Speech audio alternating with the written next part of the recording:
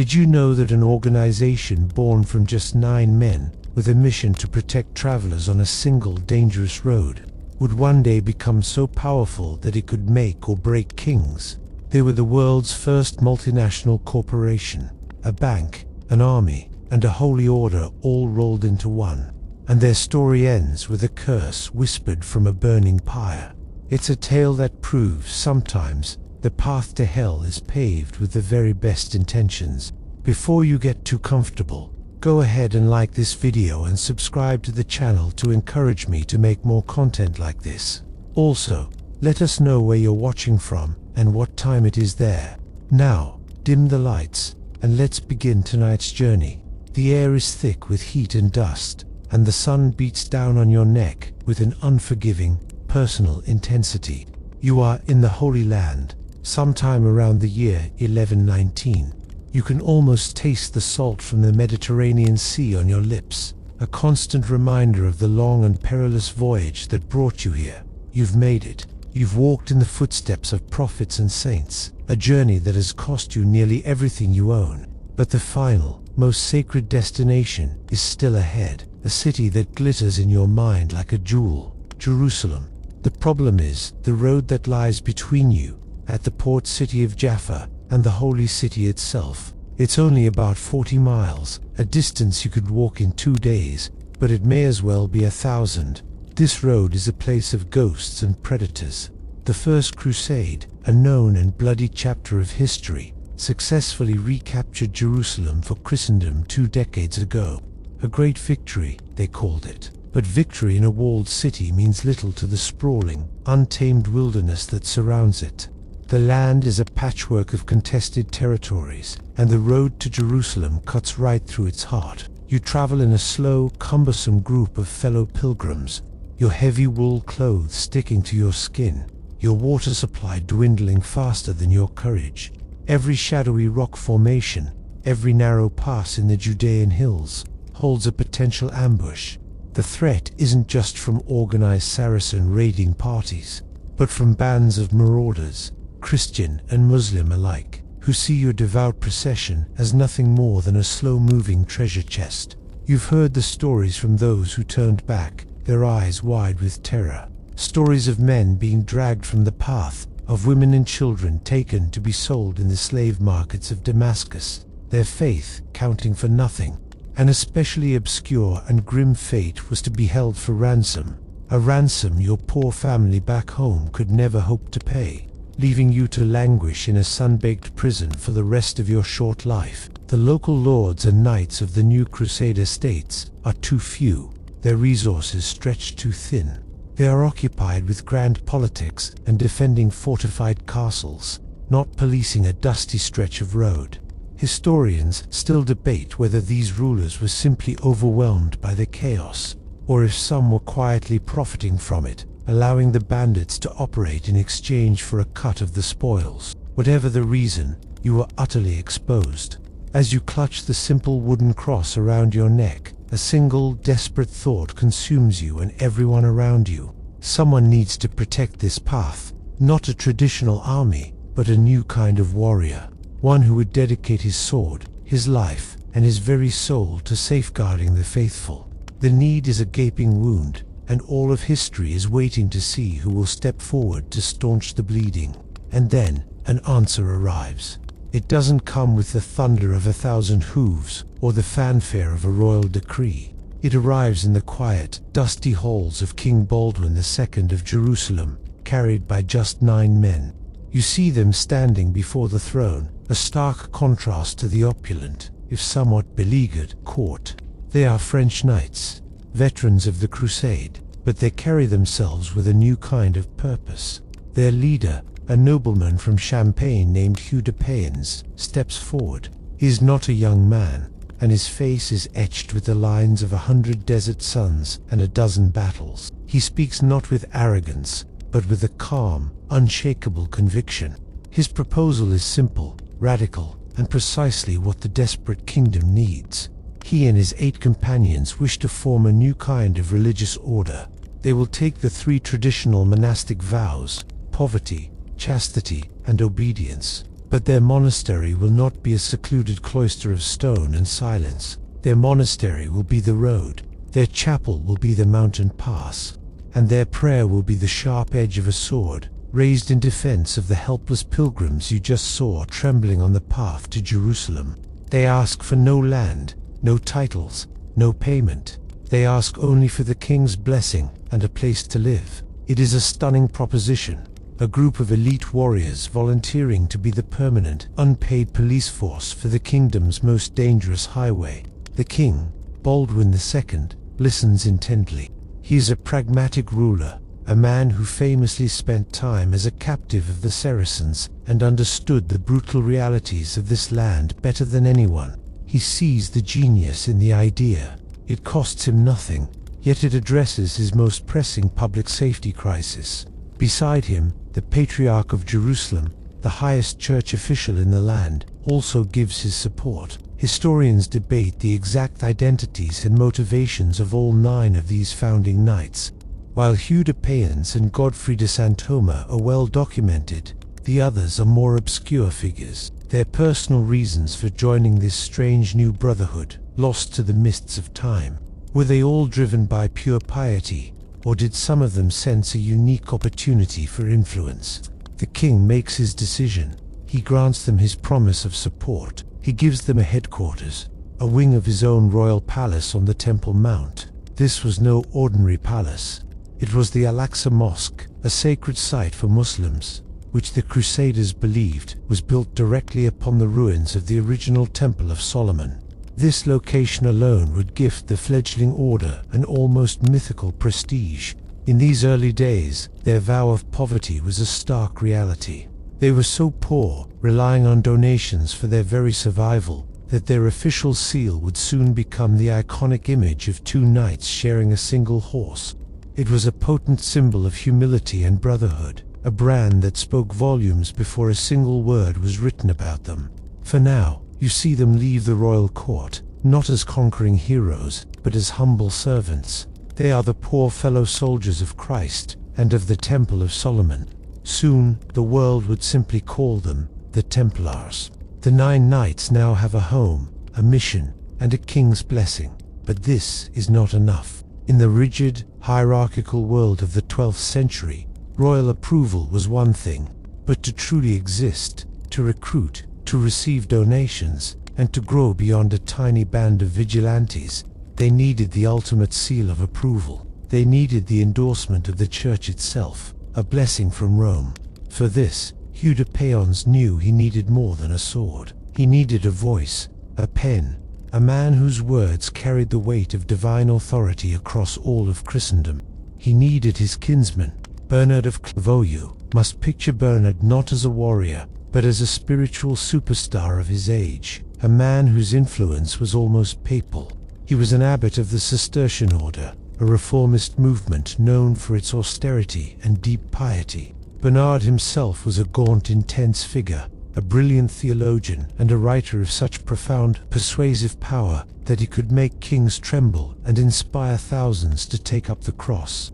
When Hugh de Payens traveled back to Europe in 1127, his primary goal was to meet with this man. The encounter must have been fascinating. The weathered, practical soldier of Christ meeting the ascetic, intellectual champion of the faith. Hugh described the grim reality of the Holy Land, the blood, the dust, the fear. Bernard saw something more. He saw a revolutionary concept, a perfect synthesis of the 2 great pillars of medieval society, the knight and the monk. He saw the potential for an army that fought not for land or glory, but for God alone. Bernard of Clairvaux became the Templars' greatest advocate. He put his formidable reputation on the line, lobbying bishops and princes on their behalf. His masterstroke was a treatise he wrote, titled De Lord Novi Militia, or In Praise of the New Knighthood. In this powerful document, he crafted the public image of the Templar. He contrasted them with secular knights, whom he depicted as vain, violent men fighting for pride and profit. The Templar, he wrote, was different. He was a knight of Christ, and killing an enemy in a righteous cause was not a sin, but a glorious act. He is a minister of God, Bernard declared, for the punishment of evildoers and for the praise of the good. Historians still debate the sincerity of Bernard's theology here. Was he genuinely creating a new moral framework for holy war, or was he a master propagandist, using his rhetorical genius to justify a military necessity? The effect was electric. Bernard's endorsement culminated in the Council of Truyat in 1129. There, before the assembled powers of the French Church, the Templar order was officially recognized and sanctioned by a papal legate. Bernard himself was tasked with composing their rule, a detailed code of conduct that would govern every aspect of a Templar's life. An obscure curiosity of this rule was its strict regulations on personal appearance.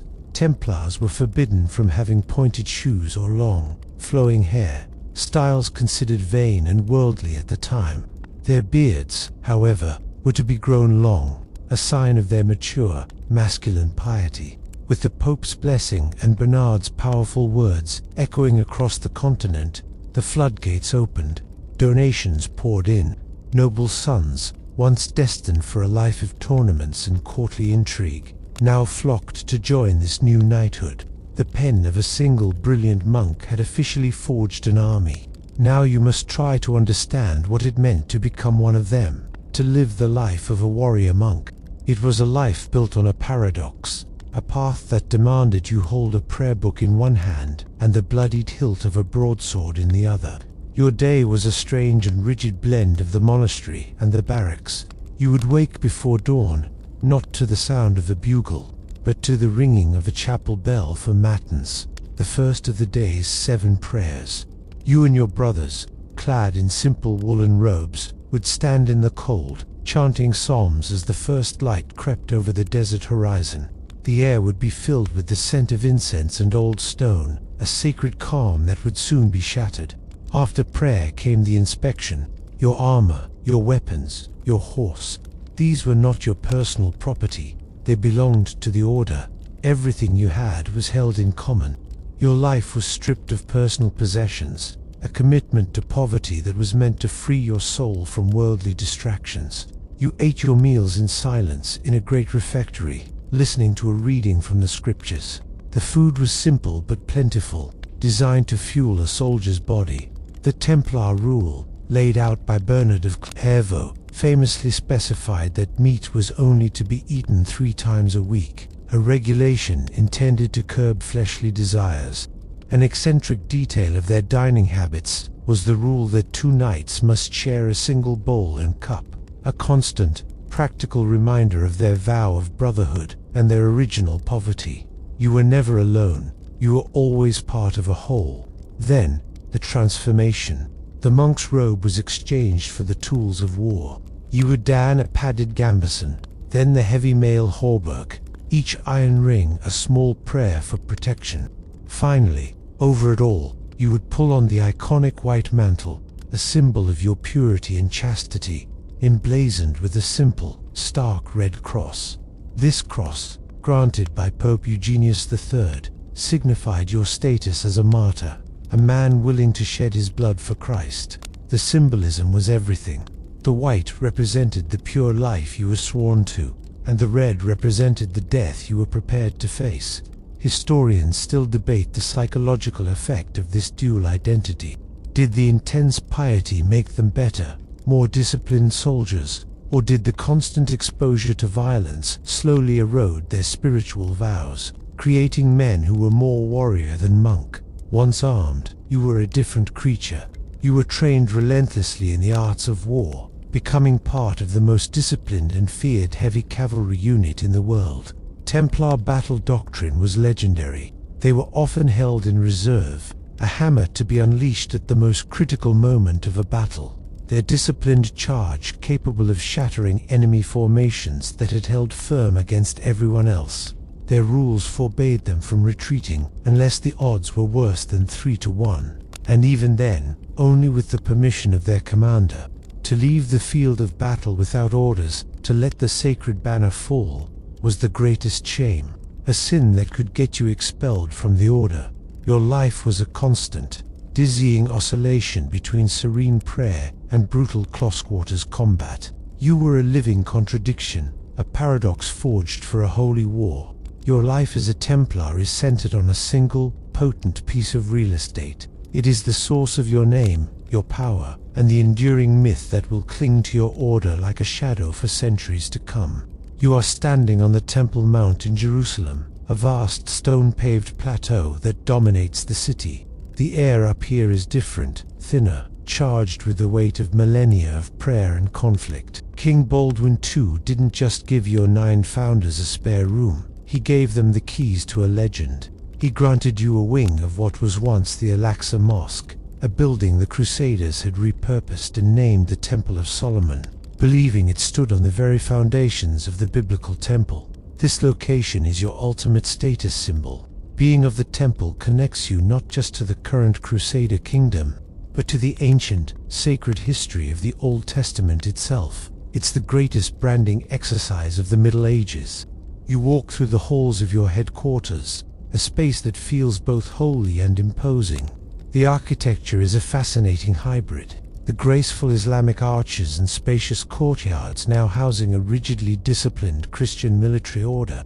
You can feel the coolness of the stone walls, a welcome respite from the oppressive heat outside. This is where you eat, sleep, and pray, living a communal life under the same roof that, according to your faith, once sheltered the Ark of the Covenant. But the most astonishing part of your new home is what lies beneath your feet. You lead your warhorse not into a simple stable, but down a wide ramp into a cavernous, subterranean world. The Crusaders discovered a vast network of vaulted halls and pillars directly beneath the southeastern corner of the plaza. They believed these to be the original stables of King Solomon, built to house thousands of his horses. This is a known historical fact. The area is still called Solomon's Stables to this day. You and your brothers used them for their original purpose. Hundreds of powerful destriers, the lifeblood of your cavalry, are housed in this cool, dark, underground world. The sheer scale of it is hard to comprehend. An underground forest of stone pillars where the stamping of hooves echoes like distant thunder. Here, in the privacy of your own sacred mountain, a question begins to form, a whisper that will grow into a roar. You are here for nearly 2 centuries. You have the manpower, the discipline, and the complete, unquestioned control over the most archaeologically significant site in the world. Historians still debate whether the Templars conducted systematic excavations beneath the Temple Mount during their long tenure. Did you just use the stables for horses, or did your picks and shovels search for something more? This is the seed of every conspiracy theory. Legends would later claim you found unimaginable treasures, not just gold, but sacred relics like the Holy Grail or the Ark, or even secret Gnostic Gospels that challenged the very foundations of the Church. You never speak of this, but the mystique it creates is palpable. It adds an aura of secret knowledge to your already formidable reputation. Your power isn't just in your swords, it's in what people believe you know. Your order is no longer poor. The seal might still show 2 knights on 1 horse, but that is now a symbol of humility, not a statement of fact.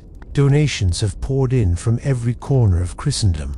Wealthy nobles on their deathbeds, seeking to secure a place in heaven, bequeath vast tracts of land to you. Kings grant you tax exemptions and valuable properties in exchange for your military service. Your order is becoming spectacularly wealthy, and this presents a new kind of problem. A problem that your swords cannot solve, but your minds can. How do you manage and transfer this colossal, continent-spanning wealth? And how do you help the very pilgrims you swore to protect, who still face the same old risk of being robbed on the road? The solution you devise is pure genius, a system so revolutionary it will form the bedrock of modern international banking. Imagine you are a French baron, planning your own pilgrimage. You need a small fortune to fund your journey, but carrying chests of gold and silver from Paris to Jerusalem is practically an invitation to have your throat cut. So instead, you go to the Templar Preceptory in Paris, a formidable stone compound that feels more like a fortress than a monastery. You deposit your treasure, say 1,000 silver marks, with the Templar treasurer, He counts it carefully, and in return, he doesn't give you a heavy bag of coins. He gives you a single sheet of parchment. This is a letter of credit. It's a meticulously crafted document, written in a complex cipher known only to high-ranking Templar officials. An eccentric and highly secure feature of this system involved a two-part code, where the letter itself contained one half of a cryptographic key, while the other half was a passphrase given to you verbally. Without both, the document was meaningless. You carry this light, unassuming piece of paper with you across Europe and the Mediterranean. If bandits attack, they might take your horse, but they'll likely ignore the scroll of parchment as worthless. When you finally arrive, weary and travel-stained, at the Templar headquarters on the Temple Mount, you present your letter. The Templar official there checks the cipher, asks for your passphrase, and then, from their own vast vaults, gives you your 1,000 silver marks, minus a small but significant service fee. It is, in essence, a medieval wire transfer.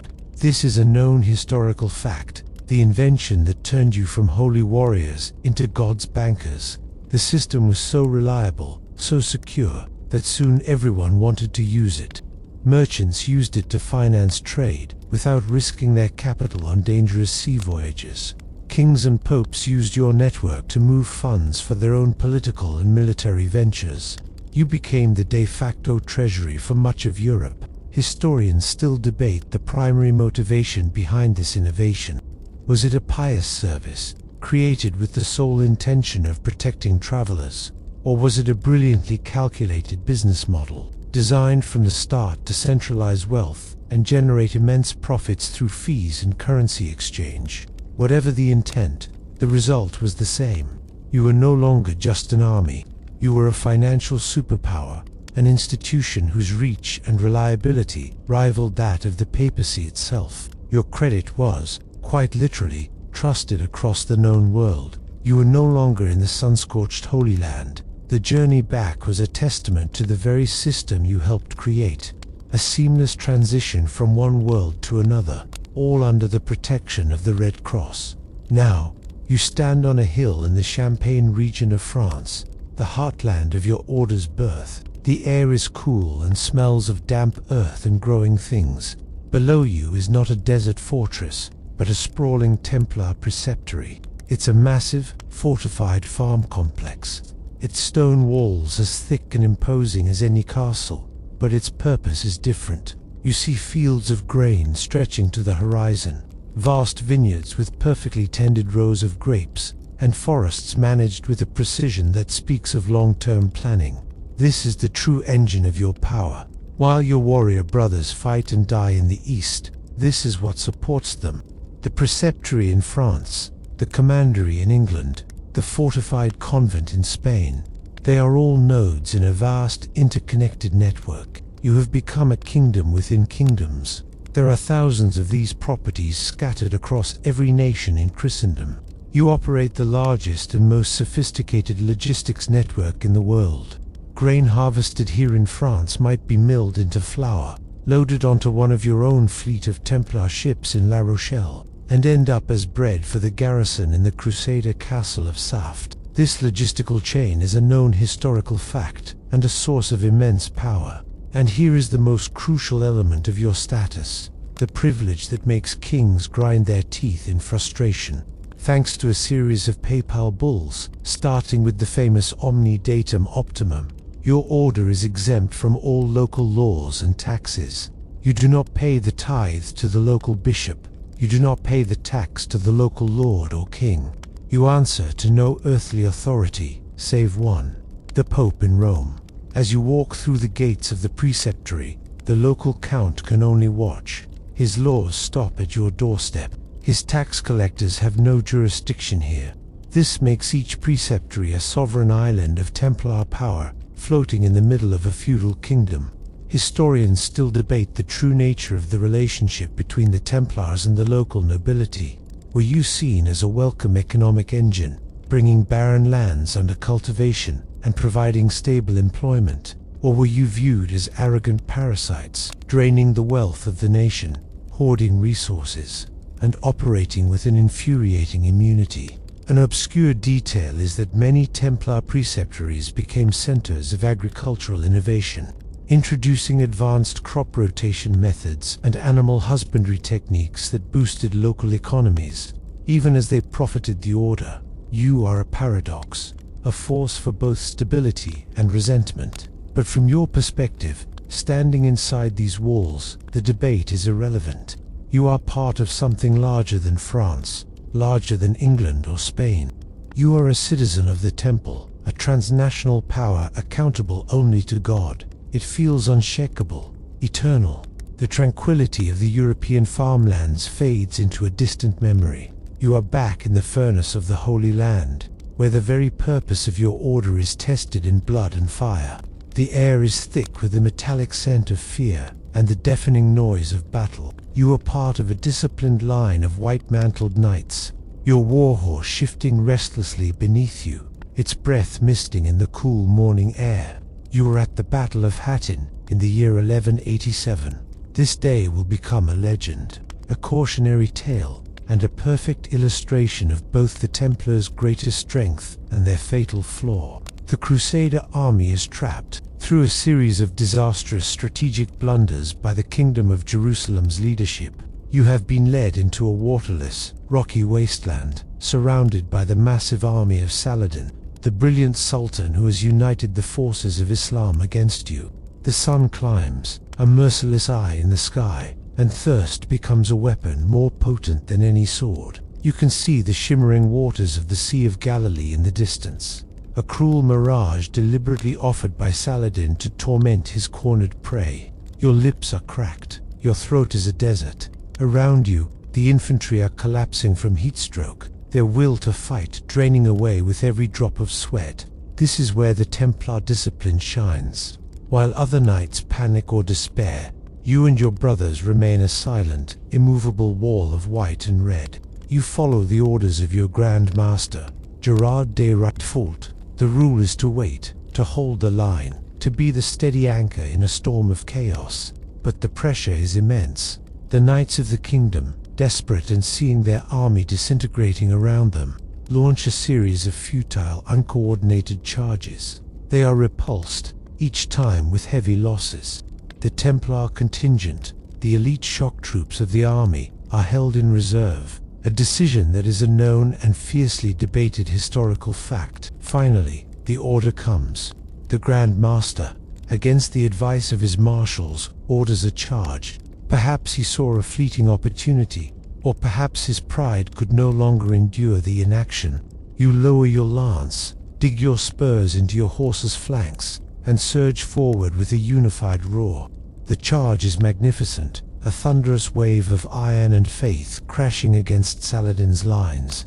For a moment, it seems you might break through, that your legendary prowess will once again turn the tide. But Saladin is too shrewd. He opens his ranks to let your charge penetrate, then closes in from all sides, swallowing you whole. The battle becomes a chaotic, desperate melee. An obscure and brutal detail from this battle is that Saladin's forces had set fire to the dry scrub brush. So you are fighting not just the enemy, but choking smoke and searing heat. The result is a catastrophe. The Crusader army is annihilated. The true cross, the holiest relic in Christendom, is captured. Nearly every Templar knight present is either killed in the fighting or, in a testament to how feared you were, captured and executed on the spot. Saladin famously offered the captured Templars a choice: convert to Islam or die. To a man, they chose martyrdom. Historians still debate the role of Grand Master Gerard de Rutfort's leadership in the disaster. Was his final charge a reckless act of hubris, or a desperate, heroic last stand? Whatever the answer, Hattin is a devastating blow. It demonstrates your incredible bravery, your willingness to die for your cause. But it also shows that your fanaticism, your refusal to retreat, could lead not to victory, but to complete annihilation. The defeat at Hattin was a wound, but the body of the order survived. You rebuilt, you recruited, you fought on for another century. You are the backbone of the Crusader states, the unwavering line of defense against an ever stronger foe. But you are fighting a losing battle. a slow, inevitable retreat. The tide of history is turning against you. Now, you stand on the battlements of Acre, the last great Crusader stronghold on the mainland. It is the year 1291. The city is a vibrant, chaotic mix of cultures, the final bastion of Christian power in the Holy Land. But its time is running out. You look out at a sea of banners, a forest of siege engines. The Mamluk Sultan of Egypt, Al-Ashraf Alel, has arrived with an army of overwhelming size, determined to finally push the Franks, as they call you, into the sea. The siege is a relentless, brutal affair. For weeks, the city endures a constant bombardment. Massive trebuchets, some so large they have their own names, hurl enormous stones that smash into the city's ancient walls, sending plumes of dust and debris into the air. The noise is a constant, earth-shaking roar, a symphony of destruction that never ceases, day or night. You fight with the desperate courage of a cornered animal, launching counterattacks, repairing walls under a hail of arrows, your white mantle now stained with grime and blood. The final assault comes on a dark day in May. The Mamluk forces breached the walls. The fighting spills into the streets, a savage house-to-house struggle for survival. You and your Templar brothers are at the heart of the defense, holding the line at the fortified Templar quarter by the sea. This is your last stand. The Grand Master of the Temple, a man named William of Beaujeu, is struck down by a spear as he leads a defense of the inner walls.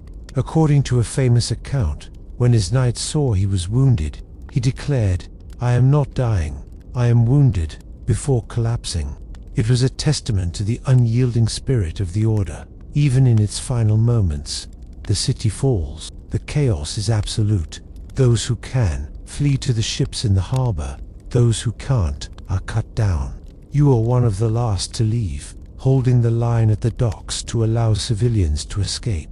An obscure and tragic detail of the fall of Acre is that one of the last pockets of resistance was the main Templar fortress on the waterfront. It held out for days after the rest of the city had fallen, a testament to its strength, until Mamluk sappers undermined its walls, causing the entire structure to collapse, killing defenders and attackers alike. You make it to a ship, pulling away from the shore, watching the flames consume the city that has been your home, your purpose, your entire world. The loss of Acre is more than a military defeat. It is a known historical fact that marks the end of the Crusader presence in the Holy Land.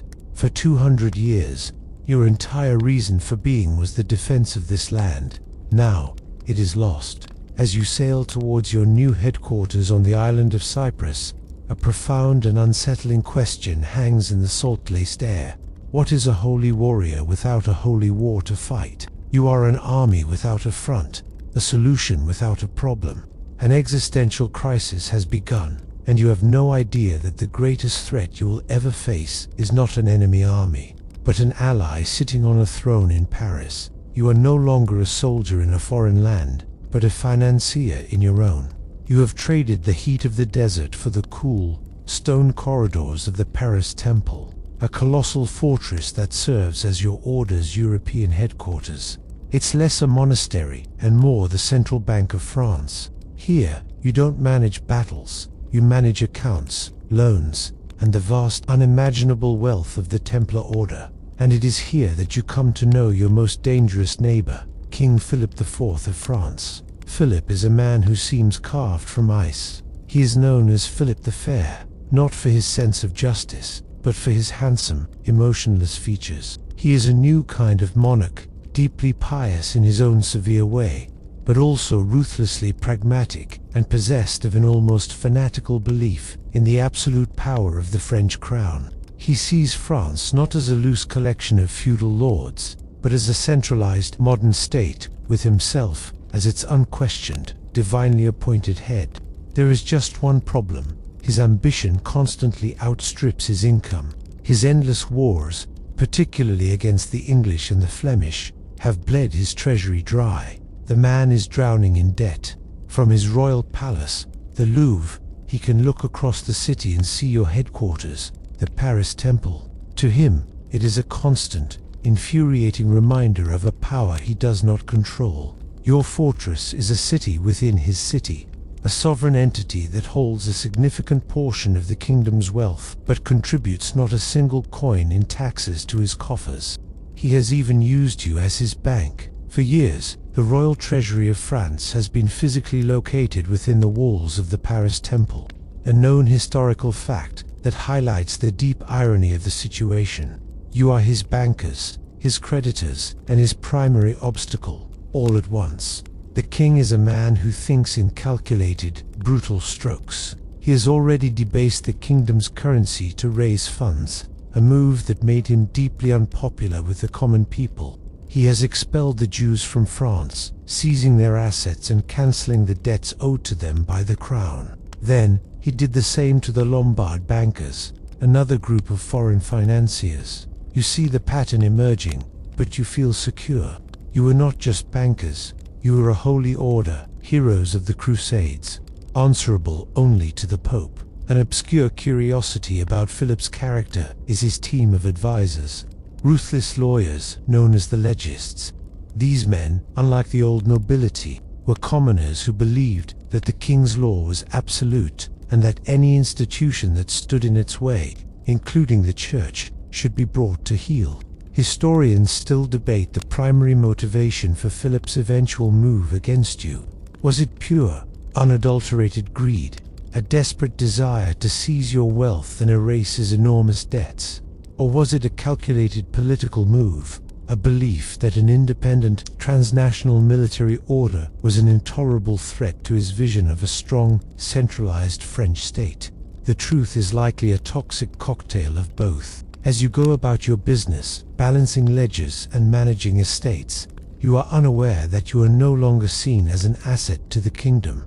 You are seen as a cancer, and Philip, the cold, calculating surgeon of state, is preparing his scalpel. The great chessboard of European power has a few key pieces.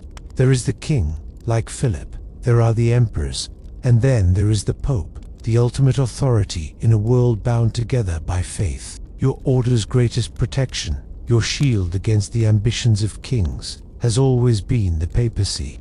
You were created by its blessing, and your special privileges flow directly from the throne of St. Peter. But the throne has moved. It is no longer in Rome. It is in Avignon, a city in southern France, a stone's throw from King Philip's sphere of influence. And the man sitting on that throne is a Frenchman named Bertrand de Got, now known as Pope Clement V. His election was a masterpiece of political maneuvering by Philip after a long and bitter conflict with the previous Pope, Boniface VIII, which famously ended with French agents physically assaulting the pontiff. Philip was determined to ensure the next pope would be more compliant. Clement V was his man. He was a childhood friend of Philip, and his entire pontificate would be shadowed by the accusation that he was little more than the king's puppet. The relocation of the papacy from Rome to Avignon in 1309, a period that would later be known as the Babylonian captivity of the papacy, is a known historical fact that cemented this perception. The Vicar of Christ was now, for all practical purposes, living in the King of France's backyard. You observe the relationship between these two powerful men with a growing sense of unease. Clement is not a weak man in his own right, but he is a sick one, often bedridden with an illness thought to be stomach cancer. He is also a cautious, legalistic man, prone to vacillation. Philip, on the other hand, is relentless. He bombards the Pope with demands, requests, and veiled threats. His primary obsession is the posthumous condemnation of Pope Boniface VIII, a move that would retroactively justify all of Philip's aggressive actions against the Church. It is a constant source of leverage. Philip seems to be saying, "Help me with my projects, or I will drag the reputation of your holy office through the mud." This is the toxic environment in which the fate of your order will be decided. Historians still debate the true role of Pope Clement V in the Templar affair. Was he a puppet pope, a spineless accomplice who willingly sacrificed the Templars to please his royal master and secure a share of their wealth for the Church? Or was he a tragic figure, a man caught in an impossible situation, trying to navigate between a ruthless, powerful monarch and his own duty to protect a holy order, ultimately failing to do either effectively. He tried to compromise, to launch his own investigations, to control the process. An obscure detail is that Clement initially tried to merge the Templars with their rival order, the Knights Hospitaller, as a way to reform them and protect them from Philip's wrath. But this idea was rejected by the Templar Grand Master. From your perspective, the Pope is your last line of defense. You trust in the papal bulls that have guaranteed your existence for 2 centuries. You trust in the sacred nature of your vows. But what you don't fully grasp is that the very ground beneath the papacy has shifted. The balance of power in Europe is changing. The age of supreme papal authority is waning, and the age of the absolute monarch is dawning. Clement V is a man caught between 2 worlds, and his indecision, his attempt to play for time, will prove to be a fatal miscalculation for you. The attack, when it comes, does not begin with swords and soldiers, but with whispers. It is a poison that seeps into the bloodstream of the kingdom long before the first arrest is made. You are in France, going about your duties, largely unaware of the storm gathering on the horizon. But in the shadowy corners of the royal court and in the pulpits of sympathetic priests, a narrative is being carefully constructed by King Philip's agents. It is a campaign of slander, meticulously designed to turn public opinion against you, to transform you from heroes of the faith into something monstrous. The architect of this campaign is William of Nagarette, Philip's chief minister, a man whose own family had been prosecuted for heresy, giving him a personal and venomous zeal for such matters. The evidence comes from a convenient source, a man named Esquiud de Diorin, a disgruntled ex-Templar with a criminal past. He approaches the king's court with fantastic stories of what he supposedly witnessed during the secret Templar initiation ceremonies. His tales are a grotesque caricature of your sacred vows, a shopping list of blasphemies perfectly tailored to inflame the pious sensibilities of the age. You begin to hear the rumors, first as jokes, then as serious accusations. People say that when you join the order, you are forced to deny Christ 3 times and to spit upon the crucifix. They whisper that you engage in obscene rituals, including the kiss of shame on the lower spine or navel of the officiating preceptor. And most disturbingly, they speak of an idol, a mysterious bearded head that you worship in secret, a monstrous figure they call Baphomet. This accusation of idolatry is the most potent weapon in their arsenal, as it directly attacks your Christian identity. The Baphomet head is an especially obscure and debated topic. No such idol was ever found, and historians believe it was likely a fabrication, possibly a misunderstood reference to the Shroud of Turin, which some believe the Templars possessed, or simply a generic charge of paganism designed to shock and horrify. Philip and Nogaret take these wild accusations and begin to build a secret, formal case.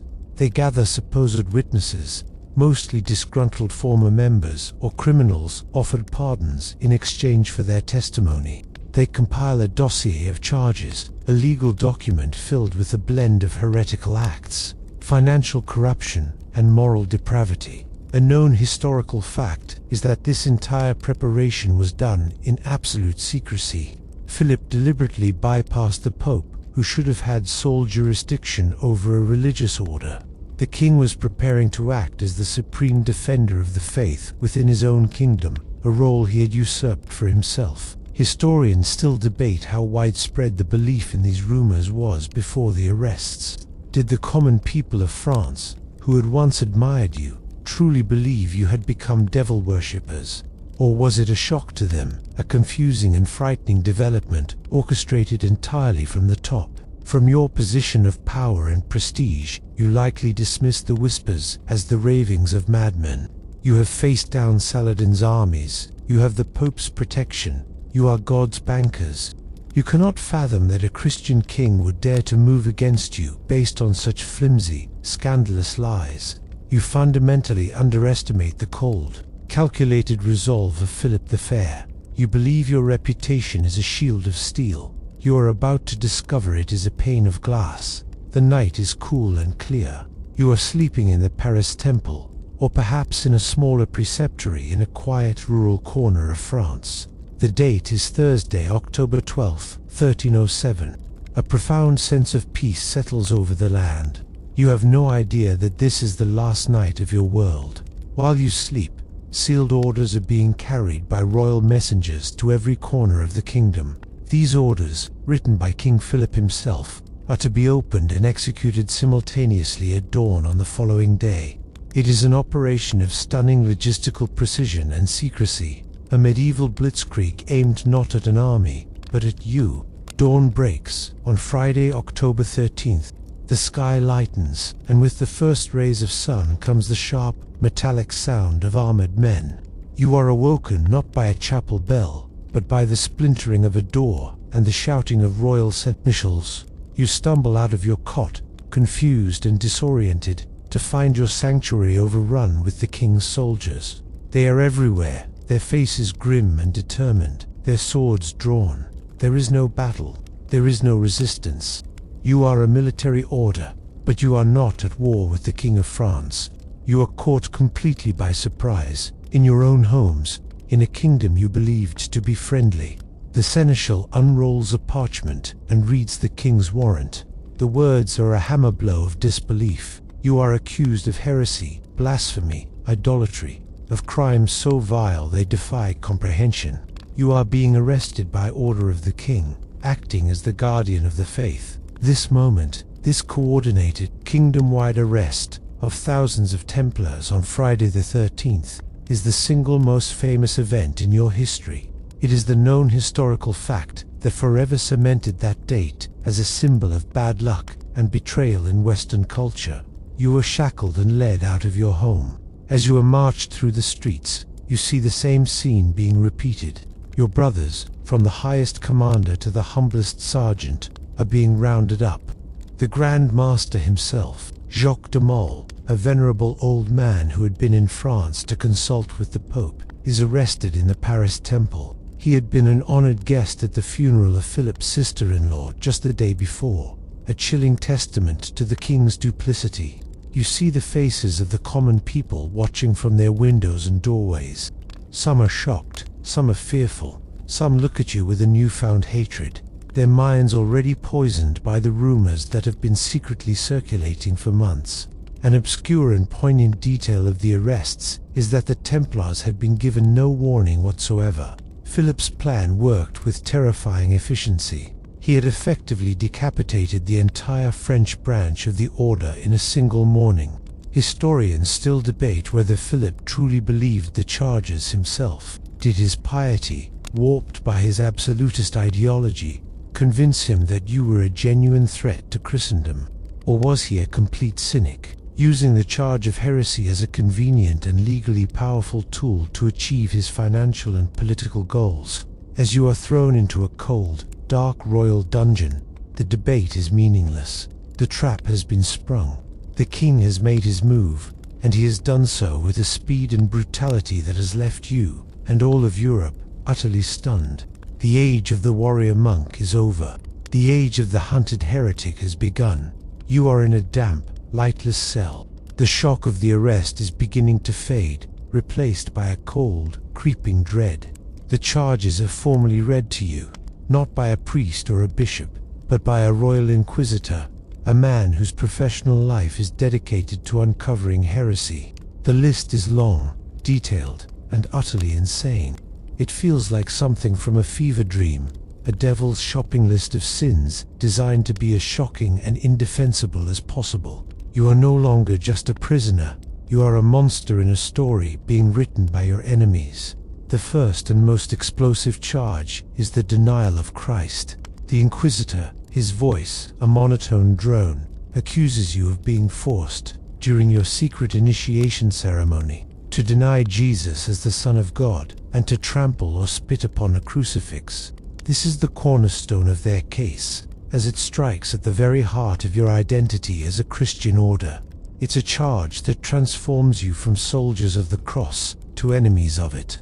You shake your head in disbelief. Your entire life has been dedicated to defending that symbol, often with your last breath. Next comes the charge of idolatry.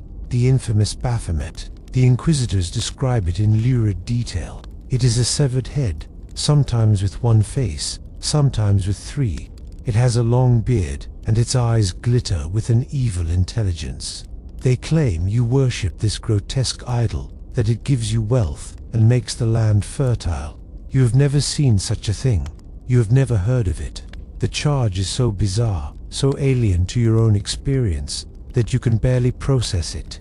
The accusers, a known historical fact, were never able to produce a single Baphomet head from any of the hundreds of Templar properties they seized. A glaring hole in their case that was conveniently ignored. The list goes on, each accusation more degrading than the last. You are accused of institutionalized sodomy, of the preceptors and priors having the right to demand sexual acts from the young recruits. This charge was a common trope used in medieval heresy trials, designed to paint the accused as morally degenerate and unnatural. You are accused of financial crimes, of using your vast wealth for your own greedy purposes rather than for the good of the Holy Land. An obscure and particularly strange accusation was that Templar priests, when consecrating the host during Mass, deliberately omitted the words of consecration, "This is my body," thereby deceiving the faithful who attended their chapels. It was a detail meant to show that your entire religious life was a sham, a hollow performance. Historians still debate the origin of these specific charges.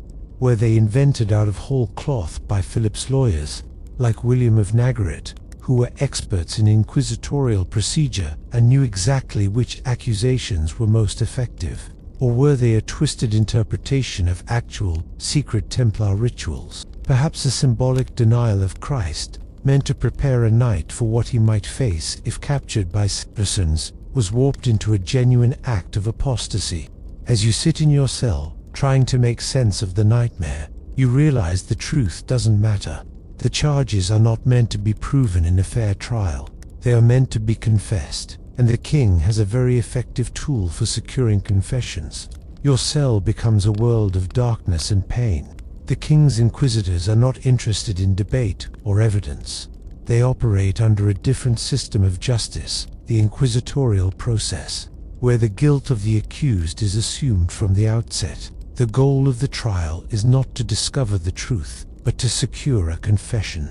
A confession is seen as the queen of proofs, a sign that the sinner has repented and their soul can be saved, even if their body must be punished. And there is one method, above all others, that has proven remarkably effective at producing confessions: the application of unbearable pain. You are led from your cell into a chamber that smells of sweat and fear. The tools of the trade are laid out neatly on a table. There are ropes and pulleys, iron boots lined with screws, and braziers filled with hot coals. This is not random brutality. It is a calculated, systematic process, a form of logic expressed through violence. The torturer is a professional, not a frenzied sadist. He explains the process calmly. He is simply helping you to tell the truth that you are hiding in your heart. The process begins. Perhaps they use the strappado, a technique where your hands are tied behind your back, and you are hoisted into the air by your wrists, dislocating your shoulders with an agonizing tearing sensation. You hang there, every breath a fresh wave of fire, as the Inquisitor calmly repeats the questions. Did you spit on the cross?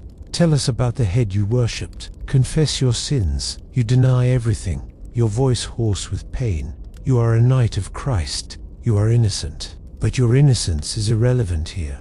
Maybe they use the rack, stretching your body until your joints pop and your ligaments shred. Or the ordeal by fire, where your feet are greased with fat and held over hot coals until the flesh is charred and the bones are exposed. A known and horrific historical fact is that many Templars died under this torture. In Paris alone, 36 knights perished during their interrogation before they could even be formally tried. Their deaths were recorded not as murder, but as the unfortunate consequence of their own stubborn refusal to confess. An obscure but grim detail is that some torturers were so skilled they could keep a victim on the edge of consciousness for hours, manipulating the pain to break their will without killing them. You hold out for as long as you can, your mind clinging to your vows, to your identity. But the human body has its limits. The logic of pain is relentless. It shrinks the world down to a single, screaming reality. There is no God here, no honor, no past, no future. There is only the pain, and the voice offering you a way to make it stop. All you have to do is say yes. Yes, you spat on the cross. Yes, you worshipped the head. Yes to everything. Historians still debate the psychological state of the men who confessed. Were they simply broken by pain, saying whatever was demanded of them, or did some, in their delirium and despair, come to believe their own false confessions, their minds seeking any port in a storm of agony? Finally, you break. The word yes escapes your lips, a cracked and broken sound. The pain stops. The torturer writes down your confession. The king now has the proof he needs. The pain recedes, but the shame that rushes in to take its place is a different kind of torture. You are now back in your cell, but you are no longer the same man. Your body is a wreck, a canvas of bruises and burns, but it is the wound to your soul that festers. You confessed. Under duress, under unimaginable agony, you still said the words.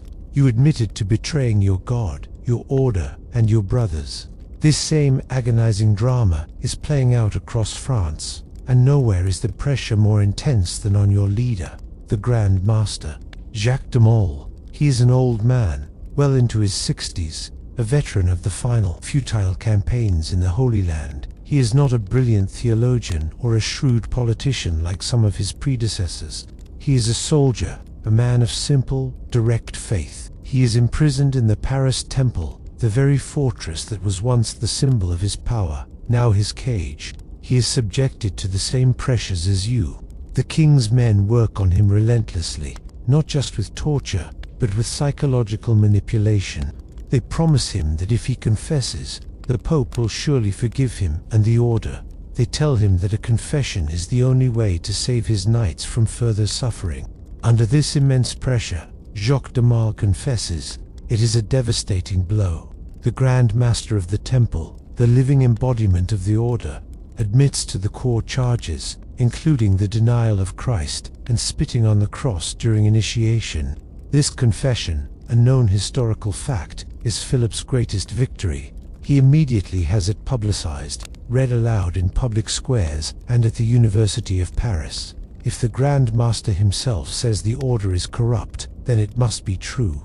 The ground crumbles beneath the feet of every Templar in France. But then, something shifts. Pope Clement V, finally stirring himself to action, sends his own cardinals to interview de Molay, away from the king's immediate control. In a moment of relative safety, the old knight's spirit seems to return. Before the papal legates, de Molay finds a flicker of his old courage. He retracts his confession. He states that he only confessed because of the great torments and the fear of more. He describes the torture, the despair, the feeling that he had been abandoned by everyone. An obscure but telling detail of this moment is that he reportedly bared his shoulders to the cardinals, showing them the marks of the torture he had endured. The psychological torment for de Molay must have been immense. He is caught in an impossible bind. His confession condemns his entire order, an order he has led and loved. His recantation condemns himself to the fate of a relapsed heretic, a crime punishable by death. Historians still debate his character. Was he a weak leader who buckled under pressure, betraying his men? Or was he a tragic figure, an ordinary man broken by extraordinary cruelty, who then found the strength for one last act of defiance? His back-and-forth testimony creates chaos and confusion. For a brief moment, it gives other Templars the courage to also retract their forced confessions, hoping that the Pope will now intervene and ensure a fair trial. It is a moment of desperate hope, but it is a hope that will be brutally extinguished. The glimmer of hope, sparked by the Pope's intervention, proves to be a false dawn. King Philip is furious.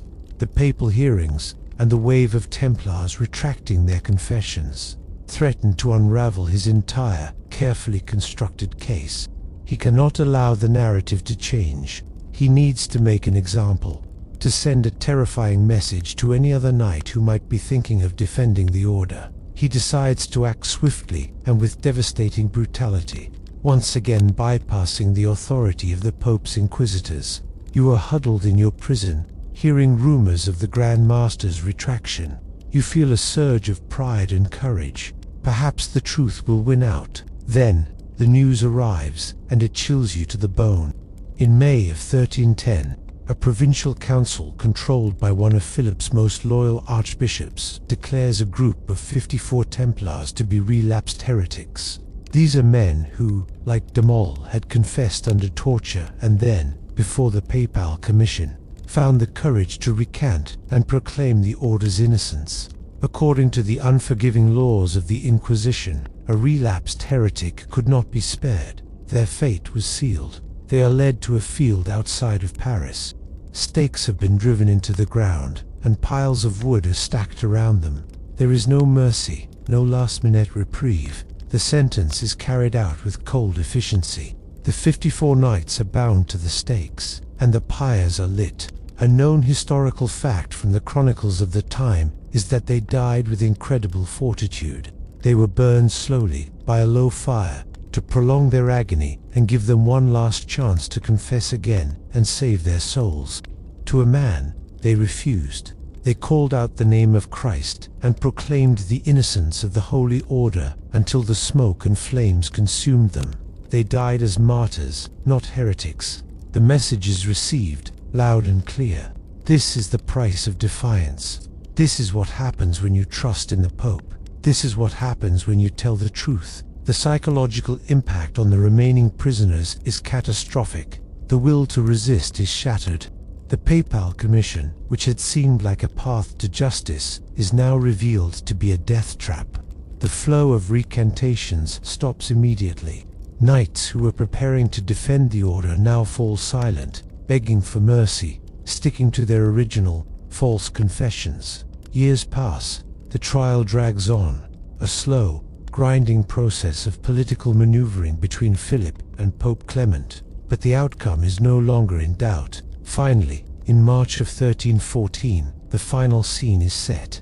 Jacques de Mol, the Grand Master, and 3 other high-ranking Templar leaders are led onto a scaffold erected in front of the Cathedral of Notre Dame in Paris. A papal commission is there to sentence them to perpetual imprisonment. It is meant to be the final, quiet end to the affair. But the old knight has one last act of defiance left in him. He is not going to go quietly. He and another leader, Geoffrey de Charny, suddenly and loudly interrupt the proceedings. They declare to the assembled crowd that their confessions were lies, extracted by pain, and that the order is pure and holy before God. It is a stunning, suicidal act of recantation, and it seals their fate. The crowd assembled before Notre Dame Cathedral is stunned into silence. This was meant to be a formality, the final chapter of a long and sordid affair. Instead, it has become a moment of high drama. Jacques de Mol, his voice frail with age but ringing with a sudden, shocking conviction, has just committed public, political, and spiritual suicide. By declaring his confession a lie, he has proclaimed himself a relapsed heretic in the most public forum imaginable. King Philip, who is likely present or nearby, is incensed. This is not just defiance. It is a direct challenge to his authority and the legitimacy of the entire trial. He will not tolerate it. The king's reaction is immediate and bypasses all legal and canonical procedure. He does not consult with the papal legates, who were supposed to be in charge of the sentencing. He declares that the 2 men, de Mol and his companion Geoffrey de Charny, must be put to death that very evening. There will be no more trials, no more appeals. The story must end, now. As the sun begins to set over Paris, the 2 old knights are taken to a small island in the middle of the river Seine. The Isle aux Juifs, a place where heretics were traditionally executed. A pyre has been hastily constructed. You can imagine the scene, the flickering torchlight reflecting on the dark waters of the river, the somber faces of the guards, the hushed whispers of the Parisians who have gathered on the banks to watch. De Mol is calm. He asks to be turned to face the Cathedral of Notre Dame, and he requests that his hands be freed so he can die in a state of prayer. He is an old man, stripped of his power, his wealth, and his reputation, but in this final moment, he reclaims his dignity. As the flames begin to lick at the dry wood, he raises his voice one last time. It is here that history blurs into legend. According to tradition, Jacques de Maille shouts a final, terrible curse from the heart of the fire. He summons his persecutors to join him and account for their actions. God knows who is wrong and has sinned, he cries. Soon a calamity will occur to those who have condemned us to death. Pope Clement, and you, King Philip, I summon you to the judgment seat of God within a year and a day. This curse is the most famous part of the Templar legend, a chilling prophecy whispered from a burning pyre. Whether de Maille actually spoke these exact words is a matter of intense historical debate. The first written accounts of the curse appear sometime after the events, and it could easily be a legend that grew to explain what happened next. But what happened next is an undeniable, known historical fact. The curse, real or not, proved to be terrifyingly accurate. Pope Clement V, who was already in poor health, died just over a month later, on April 20, 1314. Then later that year, King Philip IV suffered a stroke while on a hunting trip and died on November 29th. The two men who had engineered the destruction of the Templars were both dead, well within the prophetic timeline. An obscure detail is that even William of Navarre, the king's ruthless minister who had orchestrated the trials, also died shortly after, as if the curse had a wider net. For the people of France and all of Europe, the connection was inescapable. It was divine retribution. The Templars had been vindicated, not by a court of men, but by the court of God himself. The curse may have been fulfilled, but it offers little comfort to you and the other surviving members of the Order. The two great architects of your destruction are dead, but their work is done. The Templar Order is officially finished, its fate sealed, not on a battlefield, but on a sheet of parchment. 2 years before de Maille's execution, at the Council of Vienne in 1312, Pope Clement V had issued a papal bull titled Vox in Expulso. It is a masterclass in legal and political maneuvering. In the bull, Clement acknowledges the horrific confessions, but also notes the widespread defense of the Order and the questionable methods used to obtain the evidence. He states that, based on the information he has, he cannot legally convict the Order of heresy. It is a stunning admission, a quiet nod to the injustice of the entire affair. However, he continues, because of the immense scandal, because the Order's reputation has been irreparably tarnished, and to avoid further schism within the Church, he is not condemning the Order, but suppressing it. He is dissolving it by administrative decree, not by a guilty verdict. A known historical fact is that this distinction was crucial. It allowed the Pope to save face, avoiding a direct confrontation with Philip, while also stopping short of declaring the entire Order heretical. For you, the distinction is meaningless. Condemned or suppressed, the result is the same. You are disbanded. You are no longer a Templar because the temple no longer exists. Your vows are dissolved. Your identity, forged in the crucible of holy war and monastic discipline, is erased by the stroke of a pen. You are adrift, a man without a mission, without a brotherhood, without a home. The papal bull ad providem was issued shortly after, detailing what was to become of your colossal wealth. In theory, all Templar assets, the thousands of preceptories, the vast tracts of land, the farms, the fleets, the fortresses, were to be transferred to your great rivals, the Knights Hospitaller. The idea was to keep the wealth dedicated to the defense of Christendom.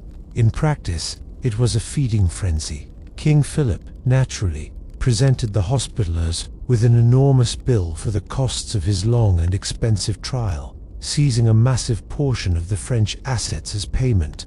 Other kings across Europe did the same. The Hospitallers did inherit a great deal, but they spent decades in legal battles trying to claim it, and much of it was simply absorbed by local nobles and crowns. An obscure detail is that in some kingdoms, like Portugal, the Templars were found innocent. The order was simply rebranded, becoming the Order of Christ, which would later play a pivotal role in funding the Portuguese Age of Discovery. But for you, in France, there is no rebranding. There is only survival. Some of your brothers are absorbed into other monastic orders. Some are pensioned off, left to live out their days in quiet obscurity. Others simply melt back into the civilian population, their past a dangerous secret.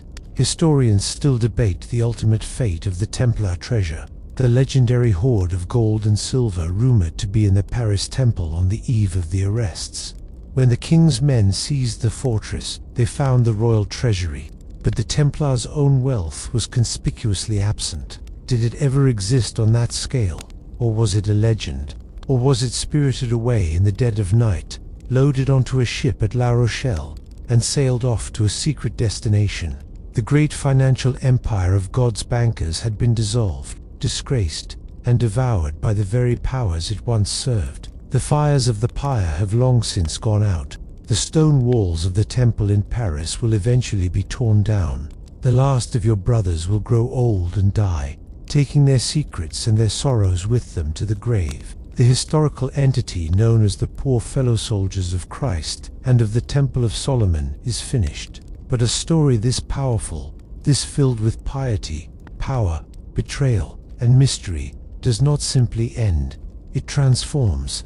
It escapes the dry pages of history and enters the vibrant, enduring realm of myth. Your order is dead, but your ghost begins to walk the earth. The very secrecy and suppression that destroyed you become the seeds of your immortality, because your end was so sudden, so unjust, and because your treasure was never fully accounted for. A powerful question begins to form in the popular imagination. What if you didn't truly disappear? What if you simply went underground? This is the fertile ground from which 1,000 conspiracy theories will grow, a testament to the human need for patterns and for justice, even if it has to be invented. The first and most famous of these legends is your connection to the Freemasons. In the 18th century, several Masonic rites began to incorporate Templar themes, symbols, and titles into their rituals.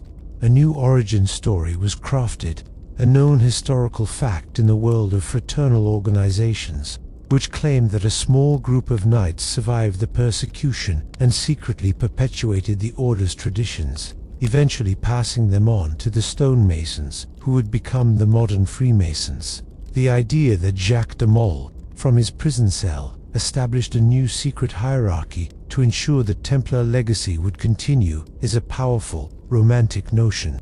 From there, the theories multiply and become ever more elaborate. You are linked to everything mysterious and powerful. You are the secret guardians of the Holy Grail, which you found under Solomon's temple and spirited away to a hidden chapel in Scotland. You are the keepers of the Shroud of Turin. You discovered America a century before Columbus, guided by ancient maps also found in Jerusalem. An obscure but persistent theory connects you to the mysterious Oak Island money pit in Nova Scotia, suggesting the impossibly complex pit is the hiding place for the lost Templar treasure. You become a historical Forrest Gump, secretly present at every major turning point in history. Historians, of course, find no credible evidence for these claims. The historical consensus is that the order was effectively and permanently destroyed in the 14th century. But the debate itself highlights the power of your story. Why do you endure in this way? Perhaps it's because your tale touches on so many fundamental human themes. The rise from poverty to unimaginable power, the paradox of the warrior who is also a man of God, the terrifying reality of how quickly a hero can be turned into a villain by propaganda and political will, and the ultimate seductive mystery of lost treasure and secret knowledge. Your story is a perfect narrative. It has noble heroes, a dastardly villain, a tragic fall, and a final lingering question mark that invites endless speculation. You began as 9 men protecting a dusty road, and you ended as an eternal legend. A story that will be told and retold as long as people are drawn to the mysteries that lie at the intersection of faith, power, and gold. The story of the Templars is a quiet reminder that even the most powerful institutions can be built on foundations of faith and brought down by foundations of fear. Their journey from humble protectors to hunted heretics is a chilling echo through time, a testament to how swiftly fortunes can turn, and how easily the lines between the sacred and the profane can be blurred by human ambition. Their name, once a symbol of unwavering strength, became a whisper of conspiracy. Their great stone preceptories, now just silent fields and crumbling ruins that dot the European landscape, each one a monument to a lost empire. As you settle deeper now, letting the weight of this long and complex history settle around you, feel the stillness of the present moment. The echoes of battle have faded, the smoke from the pyres has long since cleared, and the frantic whispers of kings and popes have been absorbed by the passage of centuries. All that remains is the quiet of this room, the gentle rhythm of your own breathing, and the feeling of safety that surrounds you. Let the intricate details of their rise and fall become a soft, complex tapestry, a backdrop for your own descent into rest. There are no more trials to endure, no more urgent questions to answer. The story is complete, and now, your only task is to let go. Allow the narrative to drift away, like a ship disappearing over the horizon, leaving behind only a calm and empty sea. Feel the security of your own space, a sanctuary far removed from the turmoil of the past. A place where you are safe, where you are comfortable, and where you can finally, peacefully, drift away. The end. Sweet dreams.